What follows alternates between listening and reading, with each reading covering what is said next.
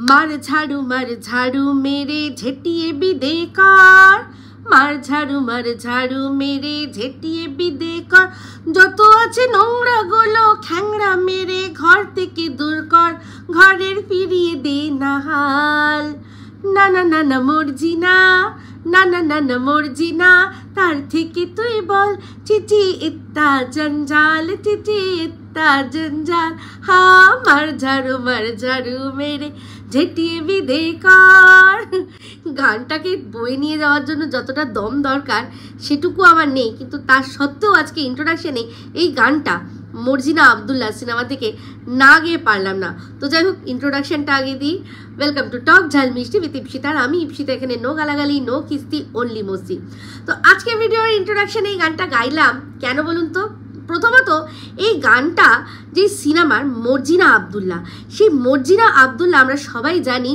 Alibaba আর 40 চোর হ্যাঁ Alibaba 40 চোর যে ফেমাস গল্প তার উপর বেস করে তো সেই মানে আলিবাবা 40 চোর যেরকম তো আমাদের ওয়াইটিতেও এখানে মানে একটা চোর ফ্যামিলি একটা 40 চোরের মনে হয় ফ্যামিলি উদ্ভব হয়েছে যেরকম ওখানে দেখেছিলেন যে চোররা চুপি চুপি আসতো এসে টিটিং ফাঁক বলতো পুরো একটা গুহার দরজা ফাঁক হয়ে যেত করে গিয়ে তারা যত ধন সম্পত্তি যেখান থেকে যা লুটে আসতো সেই গুহার মধ্যে জমা করতো আর এখানকার চোর আবার একদম অন্যরকম চোর তারা সবার অলক্ষ্যে আসে ঠিকই চিচিং ফাঁক বলে বলে কোথাও ঢুকে যায় ঢুকিয়ে সব সাবার করে দিয়ে বেরিয়ে যায় কেউ দেখতেও পায় না তো তাদের কথা অবশ্যই বলবো এতক্ষণে আপনারা বুঝতেই পেরে গেছেন যে ভিডিওটা কি নিয়ে হচ্ছে তো ভিডিওটা হচ্ছে অবশ্যই টিনের লেটেস্ট ভিডিওটা নিয়ে কিন্তু তার আগে সন্দীপের ভিডিওতে সন্দীপ যে কথাগুলো বলেছে সেটা নিয়ে আমরা অবশ্যই আমার লাইভে আলোচনা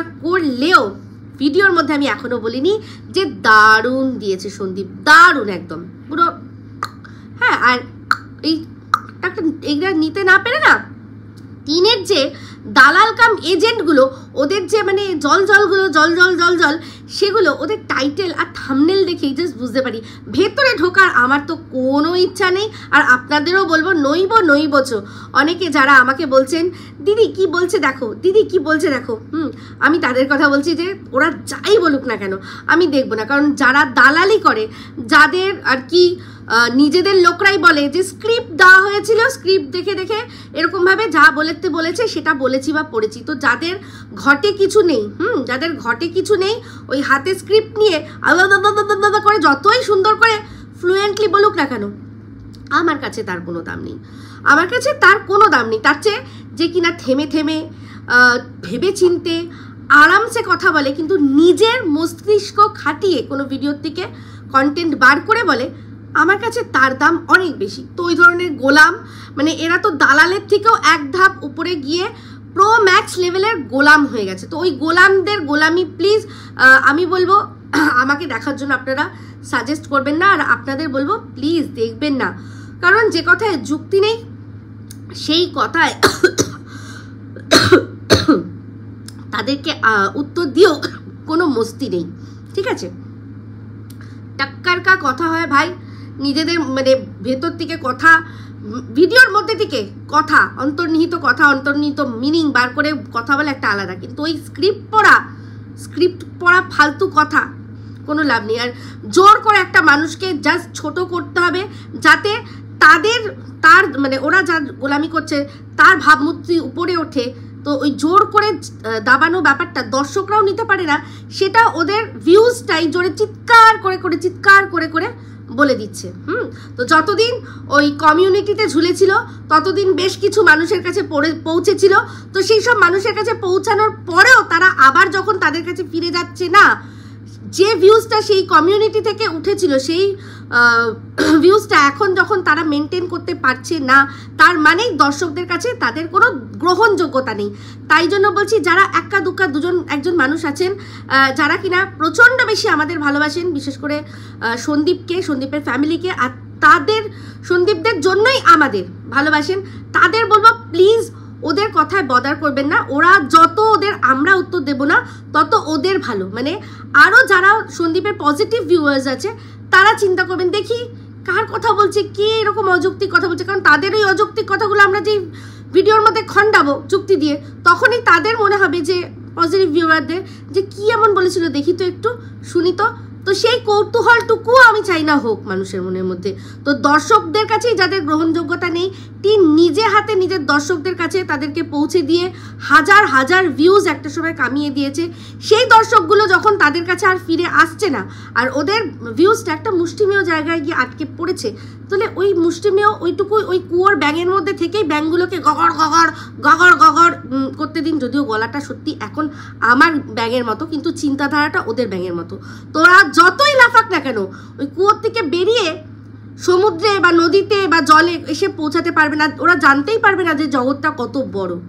তো একটা শুধু কথা না বললেই নয়, আমি নাম কোন কে বলবো না, উল্লেখ করবো না, একটা চিন্তাধারা বা একটা সোচের কথা বলছি। এই টিনের একজন শুদ্ধ প্রোম্যাক্স যে আছে কি যেন বলে, দালাল কাম এজেন্ট আছে, সে নাকি বলেছে, সে শুনেছে সন্দীপের ভিডিওর মধ্যে আমাদের সোনা বাবা নাকি বলেছে যে তাড়াতাড়ি না খেয়ে নিলে ঠাম্মি খেয়ে নেবে। তার মানে এটা যে বাচ্চাটার খিদে পেয়েছে পায়, বাচ্চাটা খেতে পায় না। তো যে এটা বলেছে সে তার মানে ছোটবেলাতে কোনোদিনও ছেলে মেয়ে মানুষ করেনি, হয় সে তার মানে কি যেন বলে বাড়ির লোকদের ওপর চাপিয়ে দিয়ে বাচ্চার শৈশবটা চাপিয়ে দিয়ে নিজে হলডুকডুক করে সারা রাস্তায় রাস্তায় ট্যাং ট্যাং করে ঘুরে বেরিয়ে মজা মস্তি করেছে। সেই জন্য জানেই না যে বাচ্চাকে খাওয়াতে গেলে কত কিছু করতে হয়। সে নিজেরা চোখ বন্ধ করে পাখি খেয়ে গেল রে, কুকুর খেয়ে গেল রে, বা তাড়াতাড়ি খেয়ে নাও নাহলে আমি খেয়ে নিয়ে নেবো রে, এরকম করে করে যে বাচ্চাদের ভুলিয়ে খাওয়ানোর জন্য আমাদের কত কিছু করতে হয়। তুই না খেলে ওই পাশের বাড়ির বাচ্চাটা এসে খেয়ে নিয়ে যাবে, আমি খেয়ে নেবো, বাবাকে দিয়ে দেবো, দাদুকে দিয়ে দেবো, তাড়াতাড়ি খাও, এরকম করে করে যে খাওয়াতে হয়। ওই মানে সত্যি কথা বলতে যিনি বলেছেন তিনি একটা মানে কি বলবো আদ্দামড়ি খাসি মতো।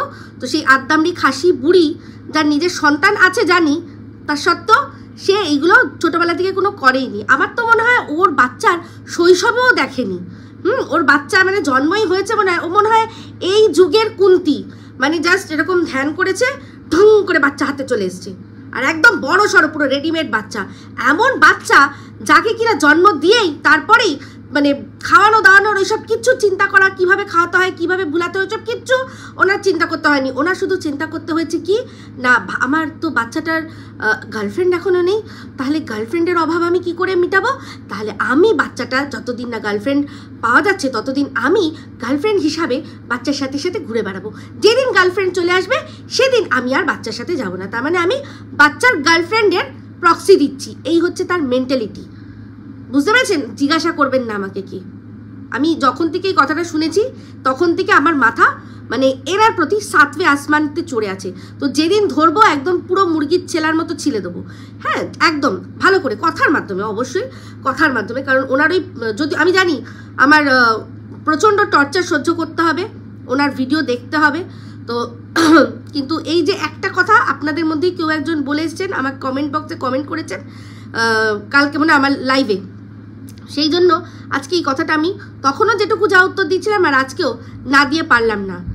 ওই কলিযুগের কুন্তিকে না এমন খুন্তি গরম করে দেব জায়গা মতো গুজে, তখন বুঝতে পারবে কি করে বাচ্চা খাওয়ালে কি কি বলতে হয় আর কি কি করতে হয়, করা বার করে দেবো একদম। তো যাই হোক, চলে আসি। সন্দীপ যে কথাগুলো বলেছে একদম ঠিক বলেছে। সন্দীপকে বলবো এবার যে অনেক হলো, অনেক হলো।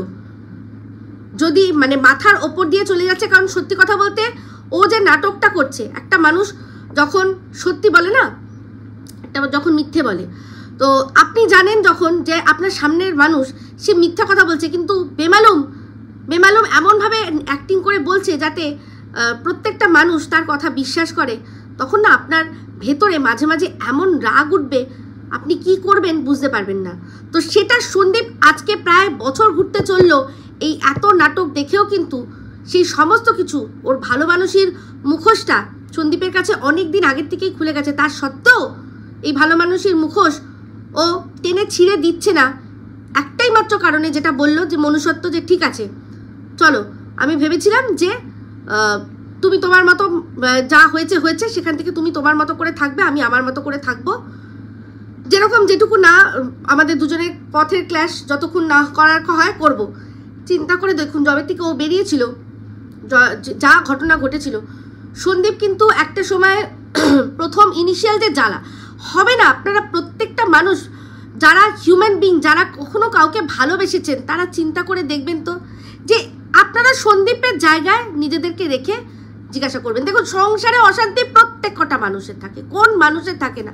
আপনারা যদি আমাকে দেখছেন, আমার ব্লগ দেখছেন, দেখে যদি ভাবছেন যে না একেবারে কোনো অশান্তিই নেই, এটা সম্পূর্ণ ভুল ধারণা। যেখানে ভালোবাসা থাকবে সেখানেই এক্সপেকটেশন থাকবে। ছোট ছোট এক্সপেকটেশনগুলো থেকে মানুষের হয় আপনার পার্টনারের প্রতি বা আপনার পার্টনারের আপনার প্রতি কিছু না কিছু এদিক ওদিক হবেই। আর এটাই সংসার, এটাই স্বাভাবিক কথা। যাদের মধ্যে এক্সপেকটেশন নেই, যাদের মধ্যে ভালোবাসা নেই, যারা মনে করে তারা দুটো যন্ত্র যেরকম পাশাপাশি থাকলে একে অপরের প্রতি কোনো ইয়ে করে না, কমপ্লেন করে না, যে যার নিজের মতো কাজ করতে থাকে, সেরকম তাহলে সংসার হয়ে যাবে। তো সেই সংসারটা তো সংসার না, না ভালোবাসা থাকলে অ্যাটলিস্ট সেটা হবে না। যারা অনেকেই আছে, প্রচুর আজকাল কাপল আছে, আপনারা জানেন না পর্যন্ত, আপনাদের পাশাপাশি ঘুরছে বেড়াচ্ছে, কিন্তু তাদের মধ্যে ডিভোর্স হয়ে গেছে। ইয়েস, আই মিন ইট। আর আমি জানি আমার পাশাপাশি এরকম প্রচুর কাপলস আছে, তারা ভেতরে ভেতরে ডিভোর্স কিন্তু কেউ জানে না পর্যন্ত। এরকম আমি কিছু মানুষের ট্রাস্টওয়ার্দি, তো তাদের ঘটনা আমার সাথে শেয়ার করেছে, তাই জন্য আমি জানি। তো তারা কোনোদিনই জানতে পারবেন না, আর আপনারাও বুঝতেও পারবেন না। আমি যাদের কথা মানে যদি আপনারা দেখে ভাবেন যে আচ্ছা দেখি দেখি ইপসিতার ব্লগে গিয়ে ঝাঁকে ঠুকে দেখি কাকে, না একেবারেই না। তো এরকম প্রচুর আছে যাদের মধ্যে ডিভোর্স হয়ে গেছে। আচ্ছা, একটা প্রোগ্রাম আপনারা দেখতেন কি না জানি না, যেখানে রাজীব খান্ডেলওয়াল যে ছেলেটি, সে হোস্ট ছিল, যেখানে ওই একটা লাই ডিটেক্টর মতো জিনিস ছিল, সেখানে বসিয়ে কোনো মানুষকে সত্য মিথ্যে নানান ধরনের প্রশ্ন করা হতো, তারা উত্তর দিত। সেটা হার্ট রেট, পালস রেট, এই সমস্ত কিছু বিচার করে সেটা সচ ইয়া ঝুট, আমার যত মনে হয় সচ ইয়া ঝুট বলে একটা হতো, যে কে কত দূর অবধি সত্যি কথা বলতে পারে। তো এরকম প্রশ্ন, অনেক এরকম প্রশ্ন আসতো, যেখান থেকে জীবনের এমন এমন সত্যি উঠে আসতো যেগুলো কিনা সে কোনোদিনও শেয়ার করেনি। সেই প্রোগ্রামটাতে আমি প্রথম দেখেছিলাম একটা কাপল, একজন হাজব্যান্ড, তাই সেই হাজব্যান্ডটাকে প্রশ্ন করা হয়েছিল। তখন ওই টেস্টের মাধ্যমে জানা গেছিলো যে ওয়াইফের সাথে যে ও সংসার করে, ওর সাথে পরিবারের কেউ জানে না যে তারা অ্যাকচুয়ালি ডিভোর্সড, কিন্তু একসাথে থাকে কিসের জন্য না, বাচ্চার জন্য। তো এরকম প্রচুর কাপল আছে যাদের মধ্যে মিউচুয়ালি, যদি খাতায় কলমে ডিভোর্সও না হয়, তাছাড়াও তাদের মধ্যে মিউচুয়ালি কথাবার্তার মাধ্যমে তারা প্রচণ্ড হাইলি এডুকেটেড যারা, তাদের মধ্যেই এটা সম্ভব যে তারা এরকম চুক্তি করে রাখে যে তুমি আমার রাস্তায় আসবে না, আমি তোমার রাস্তায় আসবে না। অবশ্যই যে কোনো সোশ্যাল অনুষ্ঠান, যেগুলো আমার বাড়ির অনুষ্ঠান, সেখানে তুমি আমার হাজব্যান্ড হিসেবে যাবে, আর তোমার বাড়ির অনুষ্ঠান আমি সেখানে তোমার ওয়াইফ হিসেবে যাব। বন্ধু বান্ধবরা সবাই জানবে আমরা হাজব্যান্ড ওয়াইফ, আমাদের বাচ্চা স্কুল সবাই জানবে, কিন্তু তুমি তোমার মতো, আমি আমার মতো, আমরা দুজনের জাস্ট সাথে থাকবো।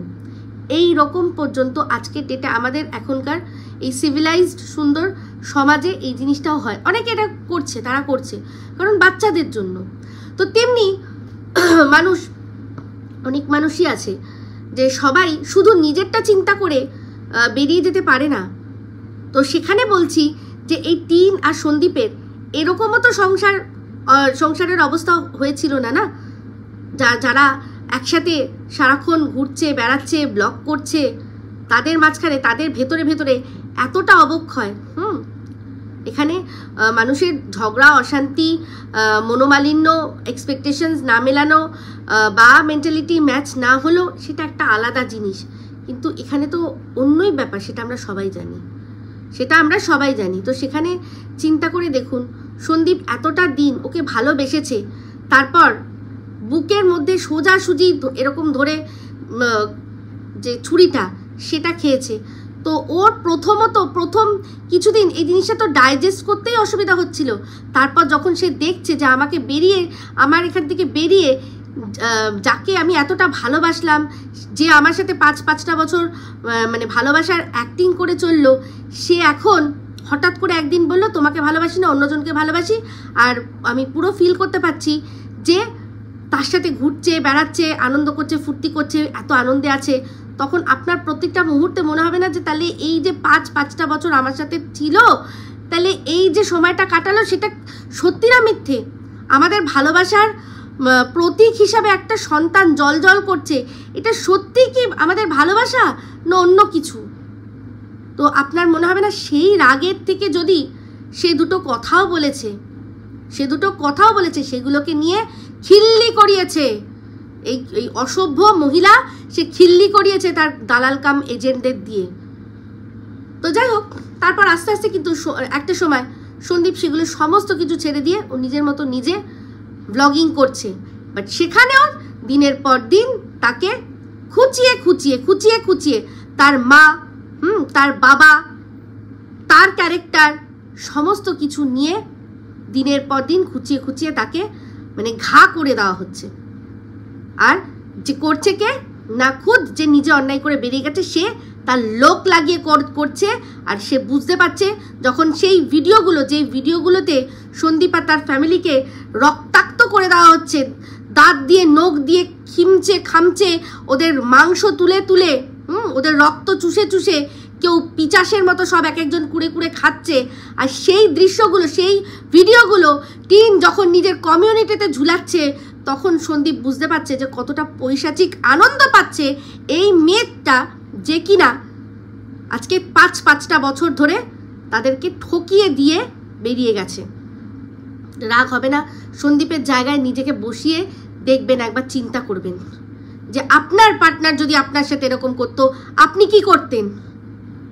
আরে অনেকে তো বলছে যে আমি আমার বোনকে যদি দেখি পরকিয়া করতে তাহলেই আমি সহ্য করতে পারবো না, সম্পর্ক রাখবো না। এই আমাদের ওয়াইটির ফেমাস দালাল, এই যে দালাল, সবচেয়ে বড় দালাল যে কিনা পরকিয়াকে বৈধ করে বুক পিট দিয়ে আগলে পরকিয়ার অতগুলোকে এরকম এরকমভাবে তুলে ওর মধ্যে মুড়ে রেখেছে। যেটা করেছে তো করেছে, কিন্তু কেন করেছে? সে বলছে আমার বোন করলে আমি সম্পর্ক রাখবো না। তাহলে একটা হাজব্যান্ড কি করে সহ্য করবে বলুন তো? আবার সে বলে যে একটা চান্স কেন দিল না, যেখানে কিনা সন্দীপ অনেক চান্স দিয়েছে। সে তার বোনের শুধু শোনে যদি কানে যে ও পরকিয়া করেছে তাহলেই সম্পর্ক রাখবে না। এদিকে দিনের পর দিন সন্দীপের কাছে চান্সের করে আর কি, আশা করে। আর সন্দীপের একটা চান্স যেগুলো দিয়েছে সেগুলোকে জাস্ট ওটা চান্স নয়, ওটা কোনো চান্সই নয় বলে ছাড়িয়ে দেয়। তাহলে ভাবতে পারছেন সন্দীপের অবস্থা? কতটা কিছু সহ্য করার পর আজকেও এই কথাটা বলতে বাধ্য হয়েছে যে এইবার বন্ধ করো, আর সহ্য হচ্ছে না।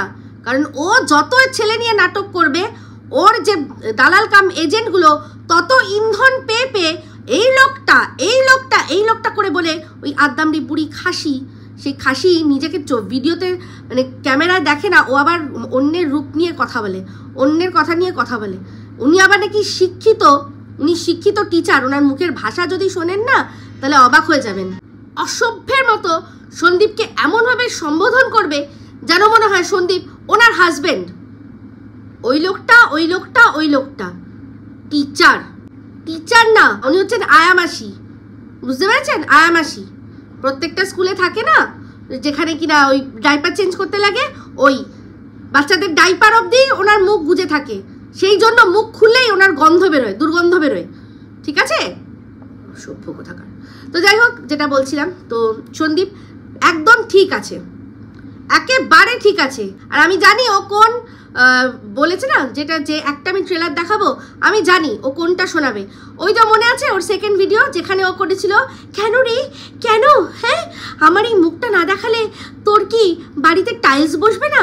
সেই যে ঐতিহাসিক ডায়লগ, ওর ওই মুখের অবস্থা কি হয়েছে দেখেছেন তো?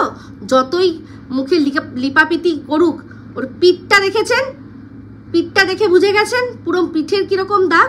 এই মুখটা, ওটা কিন্তু আস্তে আস্তে তাও ভালো, ভাগ্য ভালো, কদিন আমি বলেছিলাম ডাক্তারটা দেখিয়েছিল বলে তাও মুখটা এখন দেখার মতো অবস্থায় রয়েছে। তো পিঠের অবস্থা দেখে নিয়েছেন তো? এই সমস্ত কিছু কিন্তু এই অন্যায় করে যে পাপ করেছে সেই পাপের ফল। তো সেখানে সন্দীপ সেদিন ফোন করেছিল, এই ভিডিওটার মধ্যে বলেছে, আজকে নাম ধরেই বলছি, তোমাদের দাদা সন্দীপ দা ফোন করেছিল। তখন আমি বলেছি, কেন রে কেন, দেখ সন্দীপের তো টাইলস বসে গেল, টাইলস ছাড়, মার্বেল বসে গেল, সমস্ত কিছু হয়ে গেল, কিন্তু মানে তোকে তো কি বলবো, মানে একটা অন্তর্বাস কিনতে হলেও নিজের পয়সায় কিনতে হচ্ছে। সন্দীপ তো নিজের দমে সব করে দেখালো। তো যাই হোক, যেটা বলছিলাম, সন্দীপ ওই যে ফোন করেছিল, তখন সন্দীপ বাচ্চার দোহাই দিয়ে বলেছিল ওকে ফিরে আসার কথা। যে ভিডিওটা করেছিল মনে করে দেখুন, যে তোমার কি একটু বাচ্চার কথা মনে পড়ে না? বাচ্চাটা একদম শান্ত হয়ে গেছে, বাচ্চাটা খায় না, ওর মনে সাড়া দিয়েছে, আমাদের এই অশান্তিতে ও ভয় পাচ্ছে। ও ভয় পাচ্ছে, ও একদম চেঞ্জ হয়ে গেছে, তুমি এত নিষ্ঠুর কি করে হলে? এই কথাগুলোই যখন ও ফোনে ওকে ওভার দ্য ফোন বলে ওর মানে ওকে বুঝিয়ে বাজিয়ে আনতে চেষ্টা করেছিল, সেই সময় ও নিশ্চয়ই, সন্দীপ যখন বলছে না যে বাচ্চা যখন বেশি করবি তোর মুখোশ খুলে ছিঁড়ে দেবো, আমি বুঝতে পারছি, তখন নিশ্চয়ই বলেছে লাগবে না, দরকার নেই, তোর বাচ্চা তুই রাখ, এই সমস্ত নিশ্চয়ই বলেছে। কারণ সন্দীপের চোখ মুখ ওর বডি ল্যাঙ্গুয়েজ যা পড়ে বুঝতে পারছি, আর যে কনটেক্সটে ও কথাটা বললো, আর ওই যে ভিডিওটাও করেছিল কেন রে, ওই সব যদি 2 2 4 করে হিসাবটা করি না, সরল হিসাব হয়ে যাবে। তখন সন্দীপ ও তো আর নিজের দোহাই দিয়ে ওকে ডাকতে পারবে না, বা নিজের দোহাই কেউ দেয়ও না যে আমার ভালোবাসার দোহাই দিচ্ছি তুমি চলে এসো, ও জানে সেটা না। একমাত্র সাধারণত এইসব ক্ষেত্রে কোনো মাকে, তখনও তো ও বোঝেনি যে ও কি মা, তখনও তো বুঝতে পারেনি না। মানুষের অনেক সময় রাগে জেদে অনেক কিছু হয়, 2 দিন 4 দিন 6 দিন, তারপরে মায়ের মানে বলে না, মায়ের নাড়িতে ঠিক টান পড়ে। বাচ্চার যেমন দুধের যখন তেষ্টা ওঠে, দুধের যখন নেশা ওঠে, বাচ্চার যেমন কষ্ট হয়, মায়েরও বুক টন করে, একেবারে টন করে। তো ভেবেছিল যে বাচ্চার কথা যদি বাচ্চার দোহাই দিই তাহলে চলে আসবে, তো ধুয়ে দিয়েছে ওকে ফোনে, সেটা খুব ভালো করেই বুঝতে পারছি। আর তারপর বাদবাকি ওর যখন ওই ভিডিওটা এসেছিল তাতেও বুঝতে পেরেছিলাম। এখন বুঝতে পারি সন্দীপ যখন বলছে যে যদি আমি এগুলো দিয়ে দিই ও মুখ দেখাতে পারবে না। নাটক করা, ছেলের জন্য লোকনাথ বাবার কাছে পুজো দিলাম, ছেলেকে যখন তাহেরপুর থানা থেকে দিতে চাইলো তখন আমি না নিতে পারবো না, আমি পুজো দিতে পারবো গিয়ে, তা আমি সম্পূর্ণ একা যাচ্ছি, আমি একা, আমার সাথে আর কেউ নেই। মিথ্যেবাদী কোথাকার একটা। ঠিক বলেছে, একদম সন্দীপ ঠিক বলেছে। আর সন্দীপকে বলবো মুখোশ খুলে দাও, পুরো মুখোশ খুলে দাও। ওই যে 1 লাখ টাকার তোমাদের ইনকাম, সেটার জন্যই আজকে ওর যা অবস্থা তাই নয়? যে আর কি ওর হাতটা ধরেছে, সে যে কি দেখে হাতটা ধরেছে তুমিও জানো, আমিও জানি, সবাই জানে, যারা দালালি করছে তারাও জানে। স্বার্থ শুধু চটতে দাও, তখনই দেখবে কিরকম সামনে আসে। ওই যে একবার দেখেছিলে একজনের স্বার্থ চটেছিল, দেখেছিলে, তখন বলে দিয়েছিল জঘন্য ফ্যামিলি। তো সেরকমই একটা করে স্বার্থ চটবে, বলবে, তখন দেখবেন। তো যাই হোক, সেটাই বলছি যে অবশ্যই তুমি পুরো না দেখাও, ট্রেলার তো দেখাবে। ট্রেলার দেখিয়ে এর মুখ অন্তত চিরতরে, ওই যে বাচ্চা নিয়ে দোহাই দেওয়ার, চিরতরে মুখ বন্ধ করে দাও। আর ও এই জন্যই, এইসব কারণেই কিন্তু ও বাচ্চার কাস্টাডি করেনি। ও জানে প্রথমত আমি বাচ্চার কাস্টাডি করবো, প্রথমত আমার পয়সা খরচা হবে, আর সন্দীপের কাছে যা আছে সেগুলো যদি ও দেখিয়ে দেয়, আমাকে কোনো দিনও কোনো কোর্ট বলবে না যে এই মায়ের কাছে বাচ্চাকে দিয়ে দিন। ও সেই জন্য হাজার কিছু করছে, রিট অফ ম্যান্ডেমাস, ভাবুন, চিন্তা করে দেখুন, করেছে। এদিকে বাচ্চার কাস্টাডির জন্য যেটা কাস্টাডি স্যুট করার সেটা করেনি। ভাবতে পারছেন? কারণ ও জানে যে সন্দীপের কাছে যা আছে জীবনে কোনোদিনও বাচ্চা পাবে না। ওরা তাহলে বলবেন যে ওই যে খেলনা টেলনাগুলো কিনছিল, জামা টামাগুলো সব ওই যে আলিবাবা 40 স্টোরের যে ফ্যামিলি একটা আছে, ওই 40 স্টোর, আলিবাবা তো ওখানে কেউ নেই, 40 স্টোরের যে ফ্যামিলি আছে, ওই 40 স্টোরের ফ্যামিলির মধ্যে ওরকম বাচ্চা আছে যাদের খেলনা, যাদের জামা কাপড় দিতে লাগে ওরকম আমাদের সোনা বাবার বয়সী বাচ্চা রয়েছে সেখানেও, সেটাই কিনে দেয় আর বলে ছেলের জন্য কিনেছি, ছেলের জন্য পড়েছি। তো ওকে ওর সন্দীপের কাছে যা আছে, সন্দীপ যেভাবে বলল, সেখানে আমার মনে হয় না কোনো মানে আইন, কোনো দেশের আদালত, কোনো জাজ ওর হাতে বাচ্চা তুলে দেবে না। ঠিক আছে, আমরা তো দেখছি, একটা তো দেখলাম বাচ্চাকে মানে কিছুক্ষণের জন্য মায়ের কাছে দিও, সেই বাচ্চাকে মানে মানে জাস্টিস অমৃতা সিনহা বাচ্চাকে কি করলো দেখলেন? দেখেছেন পুরো বিষয়টা? যদি দেখেন তাহলে সমস্তটা ক্লিয়ার হয়ে যাবে। তো যাই হোক, এবার আসি টিনের দেখলাম ভিডিও। বাপরে বাপ, ওই চারাপোনাটাকে দিয়ে কি হারে চাইল্ড লেবার করাচ্ছে ভাবতে পারেন? ওই 20 লিটারের জলের বোতলগুলো, দুটো বোতল লিফট থেকে ওদের ওখান অব্দি তোলানো। কেন তোলাবে? আজকে যখন সোনা বাবা সন্দীপের সাথে কাজের সময় কিছু এদিক থেকে ওদিক একটু তুলে দিয়েছে, সেখানে বলে বাচ্চাটাকে দিয়ে নাকি খাটায়। এর যারা আছে দালাল কাম এজেন্টরা, যেখানে ওর বাবা কাজ করছে, ও দাদু কাজ করছে, হয়তো একটা জিনিস এখান থেকে তুলে ওখানে এনে দিল যে এ নাও, সেখানে এই হয়ে যেতে পারে, ওই হয়ে যেতে পারে। তো এই বাচ্চাটা কারোর বাচ্চা নয়, এই বাচ্চাটাকে দিয়ে সমানে কীরকম গাধার খাটনি খাটাচ্ছে। কি না বিনিময়ে দুটো খেতে দেবে? ওদের বাড়িতে মনে হয় খেতে পায় না, এখানে মাংস টাংস হয়েছে সেই জন্য খাবে, সেই জন্য ওই চারাপোনাটাকে ওই কাটাপোনা ছেড়ে দেয় এখানে। দেখা যাক, এই কাটাপোনারও হয়তো চড়ানির ব্যাপার আছে, সেই জন্য বাচ্চাদের এখানে যদি রেখে দিতে পারে ভালো। তাই তো বলতে হবে এরকমভাবে, নাহলে কোনো মা কোনো বাবা কেন তাদের বাচ্চাকে এরকমভাবে খাটতে দেবে? হতে পারে পাশাপাশি বাচ্চা সাথে সাথে থাকতে গেলে অনেক কিছু, কিন্তু সেক্ষেত্রে এরকম বড় জলের বোতল, বড় বড় ড্রাম, মানছি বাচ্চাটা আছে এখানে, আমরা সব বসে রয়েছি, বাবু ফ্রিজ থেকে একটা জল এনে দাও তো, সেটা চাইল্ড লেবার নয়, সেটা আমরা আমাদের বাচ্চাকেও বলি যে এটা একটু এনে দাও তো, ওটা একটু এনে দাও তো, ওটা আলাদা বিষয়, ওটা শেখানো বাচ্চাদেরকে, কমান্ড দিতে শেখানো। কিন্তু এখানে 40 লিটার বোতল ওই বাচ্চা ছেলেটাকে দিয়ে লিফটের থেকে এখান অবধি পারছে না বাচ্চাটা, ও ক্যামেরা ধরে দাঁড়িয়ে রয়েছে, বাচ্চাটা জল নিয়ে আসছে। এগুলো চোখে পড়ে না আপনাদের? দালালগুলো চোখে পড়লে আর খাবে কি? তো যাই হোক, একটা জিনিস দেখলাম, বাবা, এই জন্য গানটা আজকে গেয়েছি তো আরো, মার ঝাড়ু মেরে ঝেটিয়ে বিদেকার। তো নিজেদের ফ্ল্যাট কিন্তু মানে ওয়াইড অ্যাঙ্গেল দিয়ে দেখানোর কোনো 70mm যেরকম পর্দায় মানুষ সিনেমা দেখে সেরকম করার কোনো ব্যাপার নেই, একদম চাপায় শুধু যেটুকু ময়লা সেখানটাতে আর ঝাড় দেওয়া। বাবা, আমাদের অমাবস্যা দেবীর কি আনন্দ, ফেলার ঝাড় দেওয়ারও একটা আলাদা মজা, তাই না? অমাবস্যা, হ্যাঁ, মানে নিজের বাড়ি, নিজের ঘর, নিজের সংসার, সেইটা ঝাড় দেওয়ার অতটা মজা নেই। এখানে মেয়ের ঘরে ওই ফ্ল্যাট অন্যের হোক না যাই হোক না কেন, ফ্ল্যাট ঝাড় দেওয়ারই কি মজা। দেখছিলাম কি সুন্দর ঘর ঝাড় দিচ্ছে অমাবস্যা, দুদিন আগে উঠতে পারছিল না গো, তো ওই জন্যই মার ঝাড়ু মেরে ঝেটিয়ে বিদেকার করেছে। শাশুড়িকে জঞ্জালের মতো যে পড়েছিল সেটাকে ঘর থেকে বিদায় করে দিয়ে এখন আমি এসে গেছি মেয়ের ফ্ল্যাটে। কবে থেকে স্বপ্ন, তুই ফ্ল্যাটটা নিবি, ব্যাস আমি ওখানে গিয়ে চেত্তা দিয়ে দেবো, মানে চিতিয়ে শুয়ে পড়বো। তো চিতিয়ে শুয়ে পড়ার এখনও সময় দেরি আছে, এখন একটুখানি আগে সব সেট আপ তো করতে হবে, তাই না? তো দেখলাম কি সুন্দর ঘর ঝাড় দেওয়া হলো, রান্না করছে। ফ্ল্যাটে ভাই কাজ করার মজাই আলাদা, কারণ ফ্ল্যাটে তো আর বাসনপত্র নিয়ে কলতলায় যেতে হয় না। তো ওদের ওখানে জানেন, আমি আগেই বলেছি যে শুধুমাত্র স্নান করার জন্য জল তোলে, আর বাদ বাকি যতই তুমি জল তোলো না কেন সব মোটর তোমায় চালাতে হবে, ইলেকট্রিকের বিল বেশি আসবে।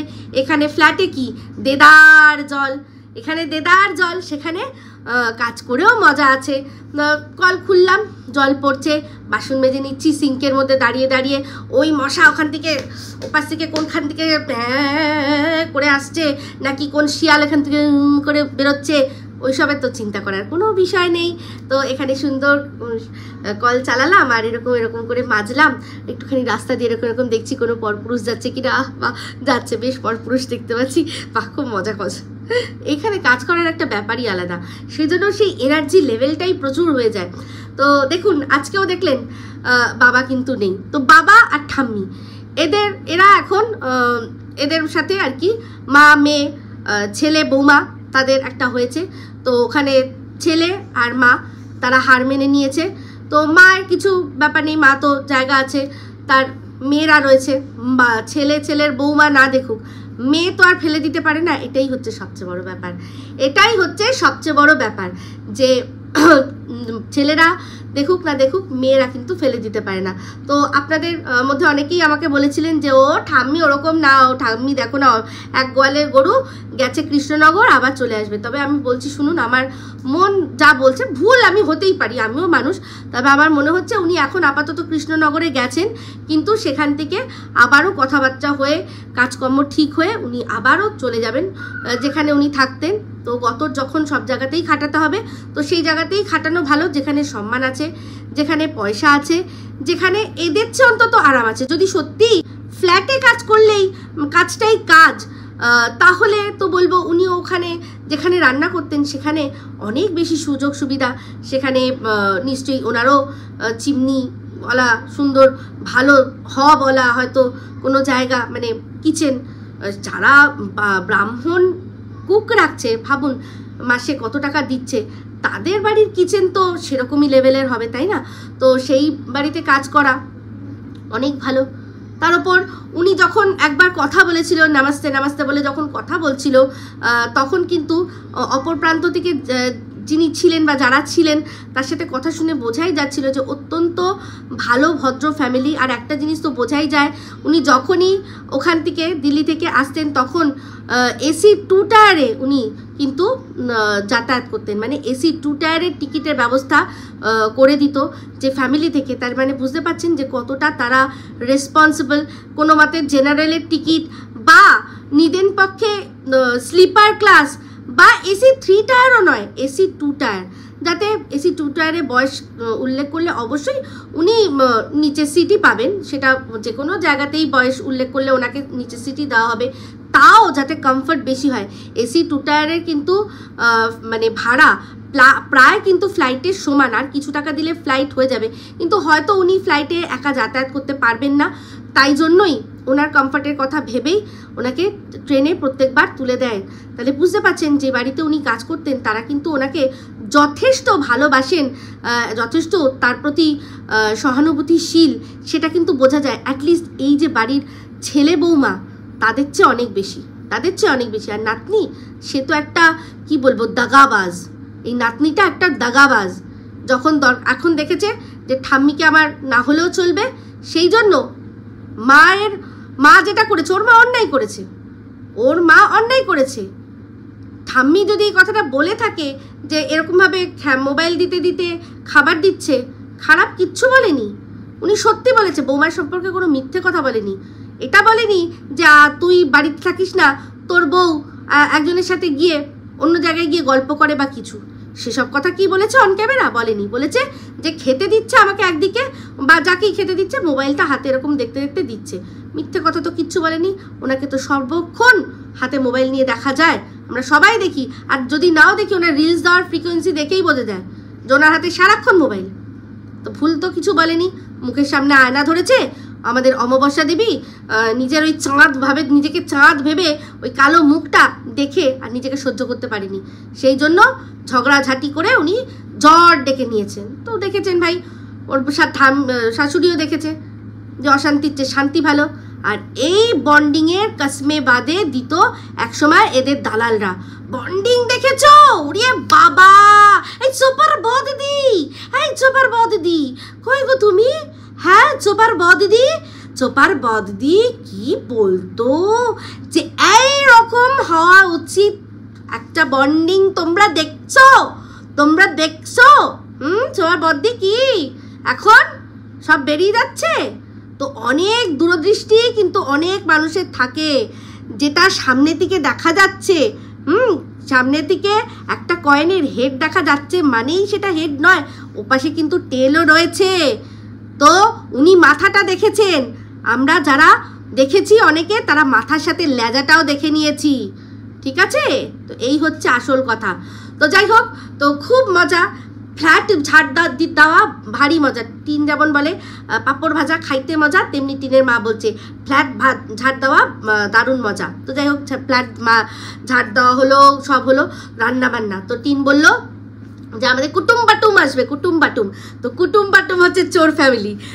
চোরের মতো আসবে, চোরের মতো এসে হাপিস সমস্ত করে দিয়ে চলে যাবে, কেউ দেখতেও পারবে না, কিন্তু সে এসেছিল।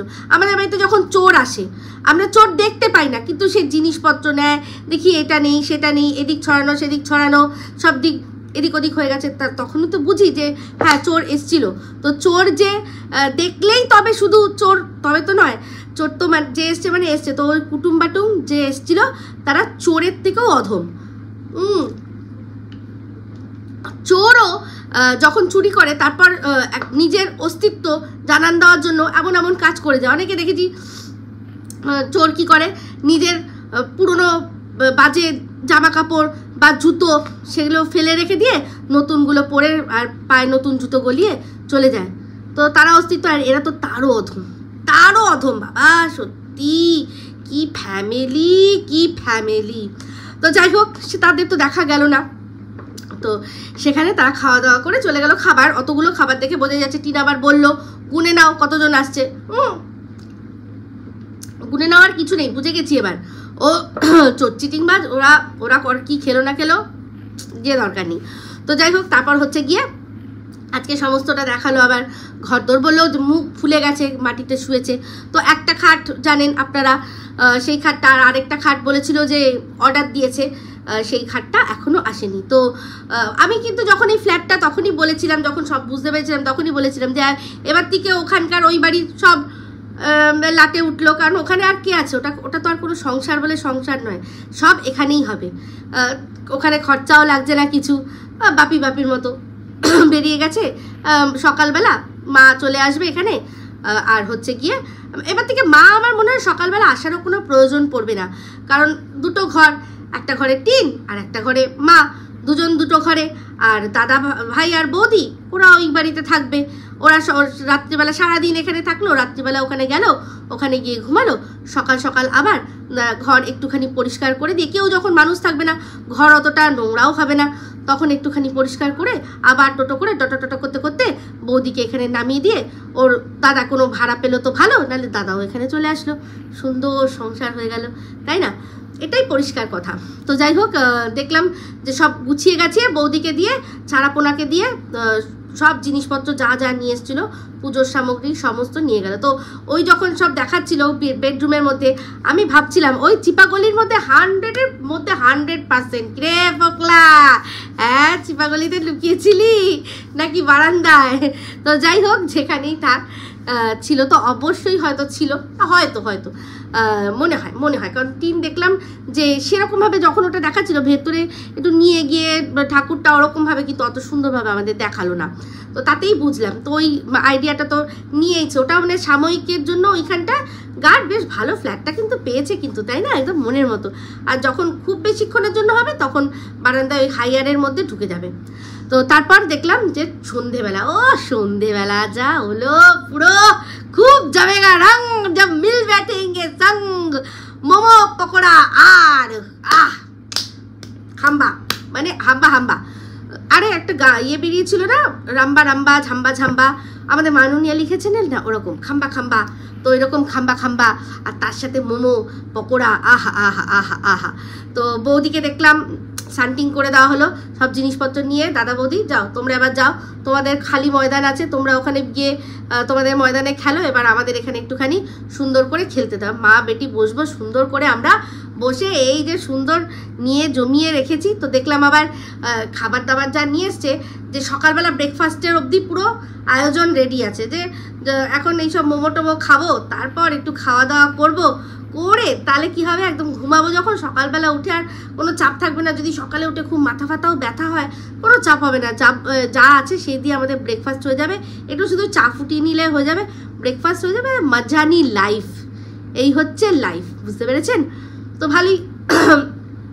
মা একটা ঘরে, দুই মা আর মেয়ে কিন্তু আলাদা আলাদা ঘরে শোবে, কারণ এমনিতেই জানেন ওই একটাই ঘরে দুজনে বিছানার ওপরে শোবে না, ওটা মানে যে খাটটা ওটাতে একাই মানুষ শুতে হয়, তাই না টিন, তাই না? তো সেই জন্যই টিন কিন্তু আগের দিন রাত্রে মাটিতে ও শুয়েছিল কাঁথা পেতে। হ্যাঁ, অত বড় একটা খাট, সেই খাটটাকে পুরো ফাঁকা রেখে ওখানে মানুষ, ওদের ওই যা সাইজের খাট আছে ওখানে 2জন কি 3জন আরামসে শুয়ে পড়তে পারে। সেখানে কি বললো যে বাধ্য হয়ে কোথায় শুয়েছে না, মাটিতে কাঁথা পেতে শুতে হয়েছে। কেন কেন কেন? তো আজকেও কিন্তু মা কাঁথা পেতে মাটিতে শোবে, আর টিনের যেহেতু মুখ ফুলে গেছে, টিন খাটের ওপর শোবে। বলেছে না যে একটাই ঘর, দুটো ঘর, তো দুটো ঘর মানে এক ঘর খালি রাখতে নেই, যাই হোক না কেন ঘর খালি রাখতে নেই, একটা ঘরে একজন আরেকটা ঘরে আরেকজন, এরকমভাবে শুতে হয়। যখন যদি পরবর্তীকালে টিন বিয়েও করে তাহলে কি করবে বলুন তো, যখন যেহেতু দুটো বেডরুম আছে তো তাই একটা ঘরে টিন শোবে, একটা ঘরে টিনের বর শোবে। কেন বলুন তো, কারণ বলেছে না যে ঘর ফাঁকা রাখতে নেই, সেই জন্য। এরকম মানে আমার মনে হয় পৃথিবীতে যতজন মানুষ আছে তারা মনে হয় তাই করে, তাই না টিন? তাই না টিন? তাই তো, আমার তো তাই মনে হচ্ছে। নাহলে তো সবাই একসাথেই একটা ঘরে অত বড় খাটটার মধ্যে শুতে পারতো, কিন্তু শোয়নি। বললো ও মাটিতে কাঁথা পেতে শুয়েছে, কারণ ঘর ফাঁকা রাখতে নেই তো, তাই না টিন? বুঝতে পারছি।